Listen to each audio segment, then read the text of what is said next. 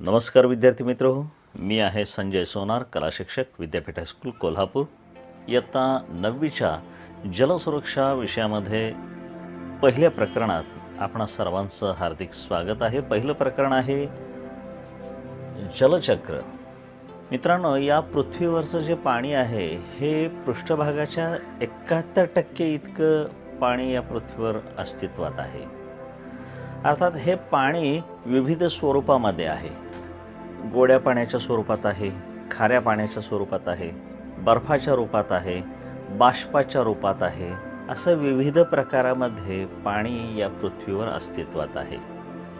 मित्रांनो, हा पाणीसाठा सतत एका स्वरूपातून दुसऱ्या स्वरूपात रूपांतरित होत असतो.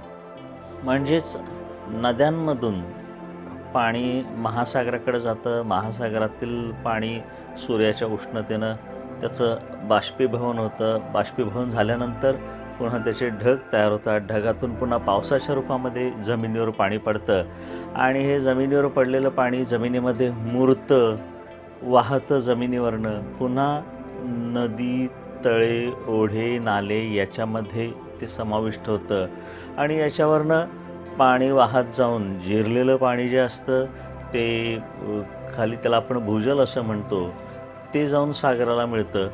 परत जमिनीवरनं वाहणारं जे पाणी असतं ते नद्यांमध्ये साठून नदी समुद्राला जाऊन मिळते. अर्थात हा जो प्रवास आहे हा सातत्याने सुरू असतो. यालाच आपण जलचक्र असं म्हणतो. मित्रांनो, सूर्याच्या उष्णतेमुळं समुद्रातील पाण्याची वाफ होते आणि ती हलकी असल्यामुळं आकाशात वरवर जाते आणि त्याचे एकत्रित ढग बनतात. त्यात पाणी असल्यामुळं ते जड होतात. मग थंड हवा लागून त्या ढगातून पाणी पावसाच्या रूपात खाली जमिनीवर पडतं. हे पाणी नदी, ओढ्यातून वाहत जाऊन पुन्हा समुद्राला मिळतं. अशा प्रकारे समुद्रापासून निघून वेगवेगळ्या स्थितीतून प्रवास करत पाणी पुन्हा समुद्रालाच येऊन मिळतं. म्हणजेच एक चक्र पूर्ण होतं. यालाच आपण मित्रांनो जलचक्र असं म्हणतो. मित्रांनो, हा समुद्राकडून समुद्राकडचा हा जो प्रवास आहे पाण्याचा या पृथ्वीच्या वातावरणामध्ये, या पृथ्वीच्या वातावरणामध्ये पृष्ठभागावर आणि भूगर्भात सातत्यानं होत असणाऱ्या पाण्याच्या हालचाली आणि बाष्पीभवन, बाष्पोत्सर्जन, वनस्पतीच्या पानातून होणारे बाष्पाचे पर्णोत्सर्जन, द्रवीभवन, पर्जन्य, झिरपा म्हणजे जमिनीत पाणी मुरणं, अपधाव म्हणजे पृष्ठभागावरनं वाहणारं पाणी भूगर्भातून वाहणं, या सगळ्या क्रियांमुळे पाण्याचा प्रवास हा घडत असतो. आणि हे होत असताना पाणी द्रवरूप, वायुरूप आणि घनरूप अशा विविध अवस्थांमधून जातं. मित्रांनो, प्रामुख्यानं सागराच्या पाण्याचं बाष्पीभवन करणारा सूर्य हा जलचक्राचा प्रमुख भाग किंवा मुख्य घटक किंवा चालक आहे असं म्हणायला काही हरकत नाही. कारण जलचक्रातील बाष्पीभवन ही प्रक्रिया पाणी शुद्ध करून त्याचं भूजलावर पुनर्भरण करतं. जलचक्र पृथ्वीवरील जीवसृष्टीच्या अस्तित्वासाठी अनिवार्य आहे, हे लक्षात घ्या. जलचक्र हे कसं आहे एका छोट्याशा व्हिडिओमधनं समजून घेऊया.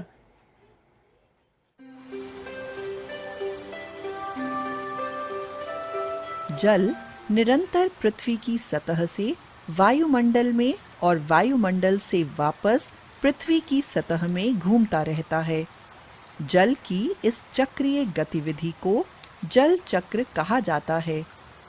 जल चक्र के दौरान जल ठोस, तरल और गैसीय अवस्थाओं में पाया जा सकता है. आइए जल चक्र को विस्तार से देखते हैं. सूर्य की ऊष्मा महासागरों, तालाबों और नदियों के जल को जल वाष्प में बदल देती हैं. यह जल वाष्प ऊपर वायुमंडल में चली जाती है. वाष्पोत्सर्जन प्रक्रिया के दौरान पौधे हवा में जल वाष्प छोड़ते हैं.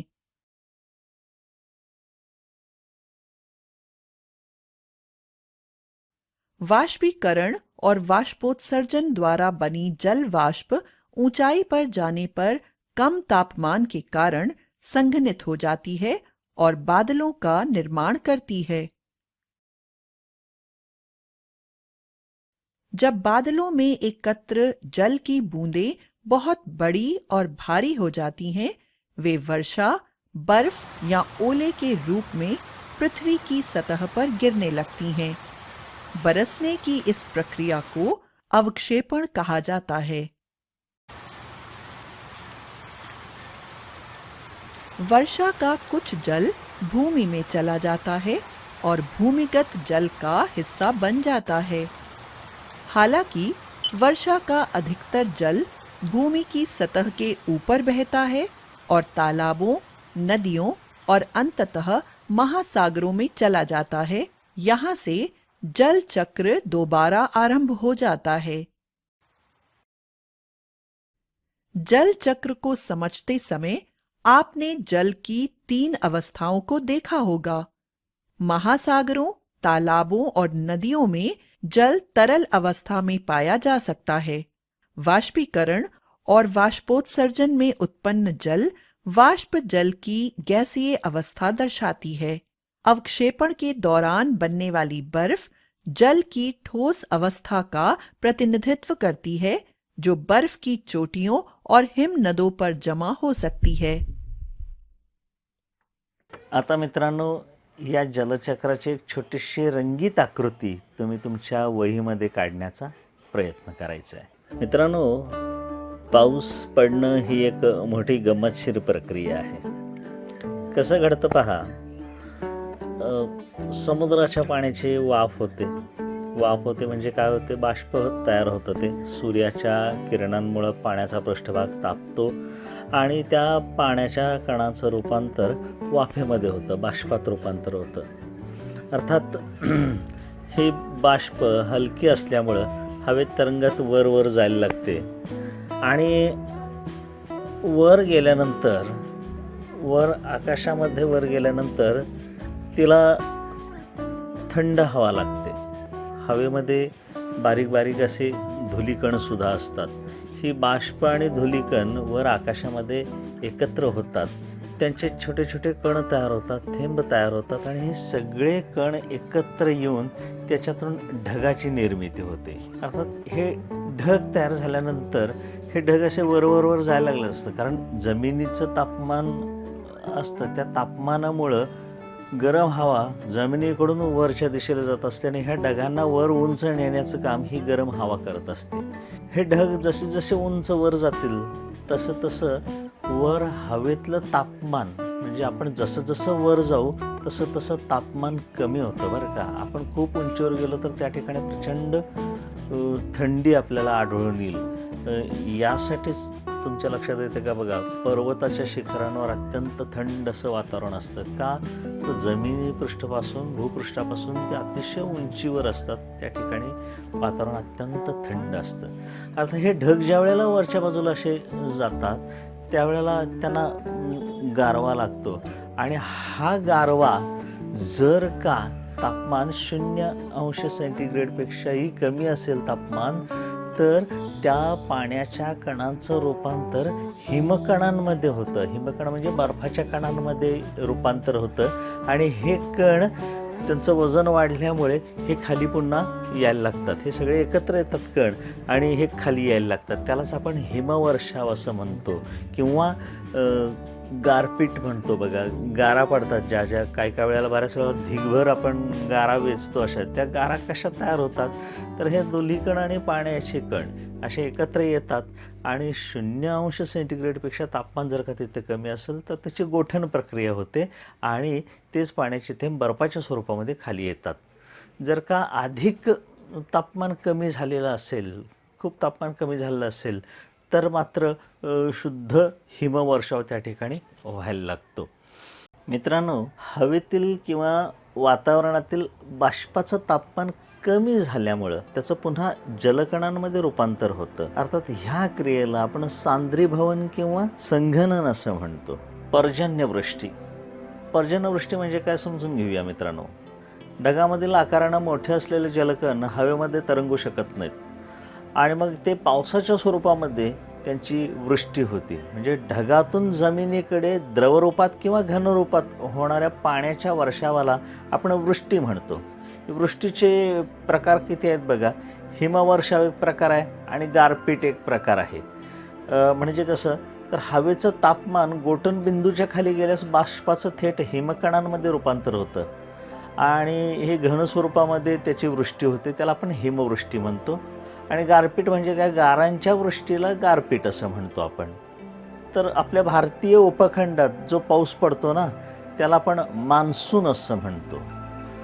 हा वास्तवात माऊस्प नावाचा अरबी शब्द आहे, तर त्याचा अपभ्रंश होऊन मान्सून हा शब्द तयार झाला आहे. ढगांना वाऱ्याची जोड मिळाली की त्यातील ढगाचे पुंजके पाण्याच्या वजनामुळं थेंबाच्या रूपानं खाली यायला लागतात आणि काही मध्येच विरतात, पण बहुतांशी थेंब वातावरणातून पृथ्वीपर्यंत पोचतात. त्यालाच आपण पाऊस म्हणतो. या काळात बाष्पयुक्त धुलीकणांचा आकार मोठा झालेला असतो. जेव्हा त्यांना स्वतःचं वजन पेलवत नाही ना तेव्हा ढगापासून वेगळे होऊन जमिनीवर पावसाच्या रूपानं कोसळतात. आता गंमत बघा, बाष्पयुक्त गुच्छ जेव्हा मोठ्या प्रमाणावर एकत्र येतात तेव्हा दाट काळपट किंवा राखाडी रंगाचे ढग तयार होतात. सूर्यकिरणसुद्धा त्यांना भेदून पृथ्वीपर्यंत पोचू शकत नाही. अशा वेळेला दिवसभरामध्ये सूर्यदर्शनसुद्धा होऊ शकत नाही. एकत्र झालेले हे काळे ढग खूप उंचीपर्यंत वर जाऊ शकतात. खूप मोठे व काळे ढग उष्णकटिबंधामध्ये साधारणतः 15 किलोमीटर उंचीपर्यंत वर जाऊ शकतात. अशा प्रकारच्या ढगांमधून अतिशय जोरदार आणि मुसळधार पर्जन्यवृष्टी होऊ शकते. काही वेळेला ढग पुठी होऊन तेवढ्याच भागात प्रचंड जोरदार वृष्टी होते, अक्षरशः पाणीच पाणी होऊन जातं.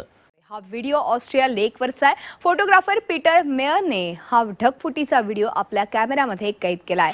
जणू काही स्वर्गात सुनामी आले असल्याचा अनुभव मी घेतला असून मी खूप नशीबवान आहे, कारण अशी दृश्य टिपणं खूप भाग्याचं असतं, असं फोटोग्राफरनं व्हिडिओ शेअर करताना म्हटलंय.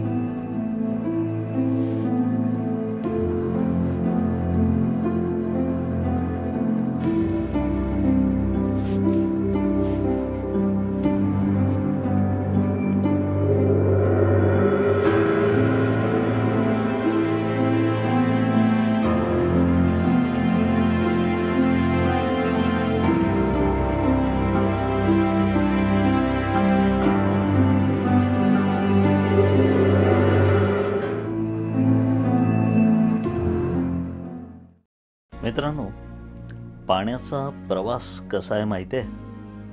वाफ, द्रव किंवा बर्फ अशा स्वरूपात पाणी पृथ्वीवर सर्वत्र उपलब्ध आहे. सूर्याच्या उष्णतेमुळं, उच्च तापमानामुळं पाण्याचं स्थित्यांतर वाफेमध्ये होण्याचं कार्य अखंडपणे चालू असतं. तलाव, नदी, समुद्र अशा कोणत्याही प्रकारच्या उघड्या पाणीसाठ्यांमध्ये हे कार्य अविरत सुरू असतं. आणि त्याचप्रमाणे प्राणी आणि वनस्पती यांच्यामध्ये मुरलेल्या पाण्याचं बाष्पीभवनही चालू असतं. या बाष्पीभवनामुळं निर्माण झालेली वाफ हलकी होऊन वर जात असते आणि या सर्व वाफेचे ढग हे हळूहळू वातावरणामध्ये उंच उंच जातात. त्यामध्ये सूक्ष्म धुळीचे कण मिसळून निर्माण झालेले ढग उंचावरील वातावरणातील थंड हवेमुळे गोठतात आणि त्याचे पाण्याचे थेंब तयार होतात. हे ढग वाऱ्याबरोबर वाहत असताना डोंगर किंवा उंच पर्वतरांगांमुळे अडतात आणि अधिक उंचावर जातात. एकत्र आलेल्या अशा ढगांचा आकारही वाढतो. त्याचबरोबर सूक्ष्म कणांनी बनलेल्या पाण्याचे थेंबही आकाराने मोठे आणि जड होतात आणि शेवटी पावसाच्या रूपानं पुन्हा जमिनीवर कोसळतात. हे पावसाचं पाणी डोंगर उतारून परत वाहत जाऊन त्याचे छोटे ओहोळ ओढ्याचं स्वरूप घेतात आणि पुढे स्वतः नदीचं रूप घेतात किंवा नदीला जाऊन मिळतात. काही वेळा तलाव रूपाने मध्येच साठून राहतात. दरम्यान हेच पाणी वनस्पती, प्राणी आणि मनुष्य यांची तहान भागवित असते. सर्व वनस्पती जमिनीमध्ये मुरलेलं पाणी त्याच्या गरजेनुसार शोषून घेतात आणि पानांच्या माध्यमातून बाष्पोत्सर्जनाद्वारे वातावरणात सोडतात. असं हे चक्र वर्षानुवर्ष अखंडितपणे चालू असतं. पृथ्वीवरील पाण्याचं अखंडपणे सुरू असलेलं अभिसरण, महासागरावरून वातावरणात जाणाऱ्या, वातावरणातून जमिनीवर येणाऱ्या आणि जमिनीवरून पुन्हा महासागरात जाणाऱ्या पाण्याचं अभिसरण जलस्थित्यंतर चक्र किंवा जलचक्र या संज्ञेनं संबोधलं जातं. आता आपण पावसाचे अर्थात पर्जन्याचे प्रकार बघूया. पहिला प्रकार आहे आरोह किंवा अभिसरण पर्जन्य. कसा असतो हा अभिसरण पर्जन्य? एका विशिष्ट उंचीवर गेल्यानंतर हवा थंड होत असते मित्रांनो. हवेच्या अशा प्रकारे वरच्या दिशेस जाण्याच्या प्रक्रियेला आरोह म्हणतात. अर्थात थंड हवेची बाष्पधारण क्षमता कमी असते, त्यामुळे या हवेचं सांद्रीभवन होऊन जलकणात रूपांतर होऊन पाऊस पडतो. ज्या प्रदेशात हवेची ऊर्ध्वगामी हालचाल म्हणजे वर जाणारी हालचाल मोठ्या प्रमाणात होते, तसंच क्षितिज समांतर रेषेत ती फारशी होत नाही, अशा प्रदेशात या प्रकारचा पाऊस पडतो, म्हणजे आरोह किंवा अभिसरण पर्जन्य. खास करून विषुववृत्तीय प्रदेशात असा पाऊस बहुधा दररोज दुपारनंतर पडत असतो. पर्जन्याचा दुसरा प्रकार आहे प्रतिरोध पर्जन्य. समुद्रावरून किंवा मोठ्या जलाशयावरून येणारं बाष्पयुक्त वारे आपल्या मार्गात येणाऱ्या उंच पर्वत रांगांमुळे अडवले जातात. पर्वताला अनुसरून त्या वरवर जायला लागतात. उंचीवरील कमी तापमानामुळे या हवेतील बाष्पाचं सांद्रीभवन होतं आणि पाऊस पडतो. अडथळ्यांमुळे पाऊस पडतो, म्हणून अशा पावसाला प्रतिरोध म्हणजे अडथळा, प्रतिरोध पर्जन्य असं म्हटलं जातं. आणि पर्जन्याचा म्हणजे पावसाचा तिसरा एक प्रकार आहे, तो म्हणजे आवर्त पर्जन्य. हवेत विशिष्ट ठिकाणी हवेचा कमी दाबाचा पट्टा निर्माण होतो, त्यामुळं बाजूच्या प्रदेशातील वारे त्या दिशेनं आकर्षले जातात. चक्राकार दिशेत आणि प्रचंड वेगाने फिरणारे हे वारे वरच्या दिशेनं जायला लागतात. यालाच चक्रवात किंवा आवर्त असं म्हणतात. एखाद्या प्रदेशात आवर्ताची किंवा चक्रवाताची निर्मिती होत असताना आवर्तातील हवा वर जाऊ लागते. हवा वर जात असताना तिचं तापमान कमी होऊन हवेतील बाष्पाचं सांद्रीभवन होतं आणि पाऊस पडतो. अशा पर्जन्याला आवर्त पर्जन्य किंवा चक्रवात पर्जन्य म्हणतात. अर्थात आवर्त एका ठिकाणाहून दुसरीकडे जात असतात, ते ज्या प्रदेशावरून जातात तिथं पाऊस पडतो. अशा प्रकारचा पाऊस समशीतोष्ण पट्ट्यांमध्ये जास्त प्रमाणामध्ये पडतो बरं का. तसंच उष्ण पट्ट्यांमध्ये देखील काही प्रमाणात आवर्त पर्जन्य पडतो, तो मात्र वादळी स्वरूपाचा असतो. मित्रांनो, पावसाचं पाणी जमिनीवर पडल्यानंतर ते झिरपतं म्हणजे जमिनीमध्ये मुरतं आणि मुरल्यानंतर ते भूजल स्वरूपामध्ये वावरतं. म्हणजे जमिनीखाली जे आपल्याला पाणी लागत असतं, विहिरी खोदल्यानंतर, बोर मारल्यानंतर जे खाली पाणी लागतं आपल्याला, हे पाणी कुठलं नेमकं? तर हे पावसाचंच पाणी असतं, परंतु ते जमिनीमध्ये मुरलेलं असतं. हे असं मुरलेलं पाणी, हे पाणी मुरणं हे जे आहे याला झिरपा असं म्हणतात मित्रांनो. असं जमिनीत मुरलेलं पाणी म्हणजे भूजल. अर्थात भूजलाची पातळी, भूजल किती प्रमाणात आहे हे त्या ठिकाणची जमीन, त्या जमिनीची सच्छिद्रता, तिथल्या मृदेचा प्रकार, भूभागाचा उतार या सगळ्या बाबींवर अवलंबून असतो. मित्रांनो, अपधाव म्हणजे काय? तर अपधाव म्हणजे लक्षात घ्या, जमिनीवरून वाहणारं पाणी. जे पाणी मुरल्यानंतर सुद्धा जमिनीवर पाणी वाहत राहतं. जमिनीची पाणी मुरण्याची क्षमता एक विशिष्ट काळानंतर संपते. पाणी बऱ्यापैकी मुरल्यानंतर उरलेलं पाणी जे आहे ते जमिनीवरनं व्हायला लागतं. असं पाणलोट क्षेत्रामध्ये, म्हणजे ज्या ठिकाणी पाणी साठण्याची व्यवस्था केलेली असते अथवा जमिनीला बऱ्यापैकी असा उतार असतो, अशा भागामध्ये येऊन पाणी साठतं, हे पाणलोट क्षेत्र म्हणायचे. ह्या ठिकाणाहून वाहणारं हे जे पाणी असतं ते अपधाव असं संबोधलं जातं. जमिनीवरून वाहणारं पाणी म्हणजे अपधाव. मित्रांनो, अपधाव हा जलचक्राचा एक अविभाज्य भाग आहे. त्याचं नियमन आणि व्यवस्थापन करणं पाणलोट क्षेत्र विकासात अभिप्रेत असतं बरं का. हे पाणी भूपृष्ठावरून ओहोळ, ओढे, नाले, नद्या यांच्या प्रवाहाद्वारे सागराकडे जातं. भूपृष्ठावरील जलप्रवाह आणि भूजलातून येणारं पाणी हे भूसंरचनेनुसार तयार झालेल्या सरोवरामध्येही साठवलं जातं. अर्थात नदी खोऱ्यांमध्ये सातत्याने पृष्ठीय जल आणि भूजल यांचं एका ठिकाणाहून दुसऱ्या ठिकाणी वहन होत असतं आणि कालांतरानं पाणी सागराला मिळतं आणि जलचक्रात त्यांचं स्थान बदलतं.